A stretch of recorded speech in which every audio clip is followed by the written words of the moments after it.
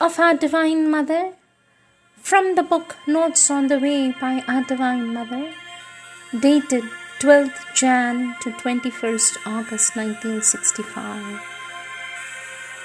Our Divine Mother says, the whole thing is to hold on and to hold on. I have found only one way. It is this calm, the inner calm, a calm that has to become all the more complete as the struggle is more material. There has been for some time past, particularly from the 1st of January, a kind of bombardment of the adverse forces, a fury, Then you must remain like this, and our Divine Mother becomes immobile like a statue. That is all. And when physically you have been shaken, you must not ask too much of the body. You must give it a good deal of tranquility, a good deal of rest. The difficulty is that, says a sadhak to the Divine Mother, sweet Mother, the difficulty is that I am very much absorbed by the conditions of this body. It takes away much of my consciousness. The physical mind, for example, invades me completely. For this, our Divine Mother says, yes, I know it very well. But that is always the difficulty of everyone. That is why in the past, they used to tell you, get away, leave it alone to flounder about. You get away. But we have no right to do that. It is contrary to our work. And you can arrive very well at an almost absolute freedom with regard to your body, so much so that you can feel nothing at all. But I no longer have even the right to exteriorize myself. Just imagine, even when I'm quite unwell, or things are quite difficult, or even when I am left a little quiet, that is to say at night, and I say to myself, to go into my blissfulness, it is not permitted. I am bound here. Mother touches her body. It is there that it is to be realized. It is for that. Only from time to time, for a precise action. Sometimes it comes like a flash of lightning, sometimes for a few minutes only.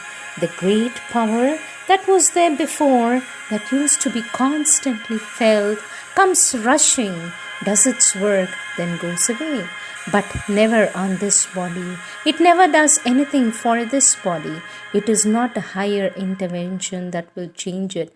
It is from within. Our Divine Mother says, the same thing is happening to you. It happens to everybody who does the work, and that is the difficulty. That is why I tell you, it doesn't matter, do not worry. If you're occupied with your body, only try to profit by that. Profit by this preoccupation, to bring into it the peace. Always it is as though I was enveloping you with a cocoon of peace. And then if you act directly in this material vibration, a peace in which everything relaxes, do not think of trying to transform this physical mind or to silence it or abolish it. All that is still activity. Simply let it go on. But put the peace, feel the peace, live the peace, know the peace. The peace, that is the only thing. 24th March 1965. S had a rather bad dream. She came to a house over which one had to keep watch, and none had done it. Enemies had entered. S went into this house and found a room, and Sri Aurobindo there with a wound in his foot. He was groaning. He had been wounded by the enemies who had been allowed to enter into the house. Seeing Sri Aurobindo wounded, she ran looking for you. For this, our Divine Mother says, it is perhaps simply an image of what happened on Feb 11th. The foot means something physical. I believe it is that. That is only a symbolic image of what happened.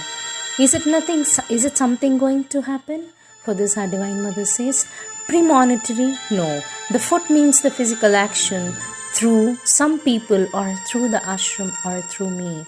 I do not think it is serious. It is the image of what happened. It was recorded somewhere. Our Divine Mother says it is quite a curious development for some time past, but in the more and more precise manner. When I hear something or something is read out to me, or when I hear music or someone narrates a fact, I feel immediately the origin of the activity or the plane on which it is happening, or the origin of the inspiration is rendered automatically by a vibration in one of the centers. And then, according to the quality of the vibration, it is either constructive or negative.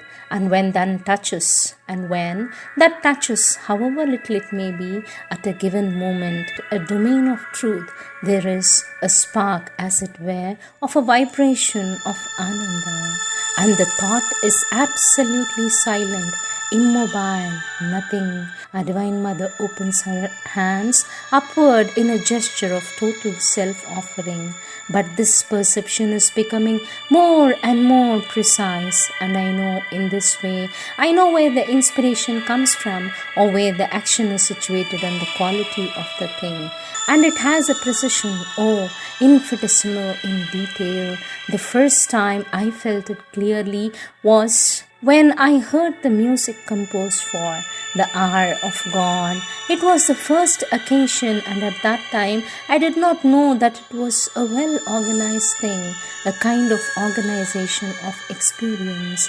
But now, after all these months, that has been regularized, and for me, it is an absolutely sure indication which does not correspond to any active thought, any active will. I am simply an infinitely delicate machine for receiving vibration.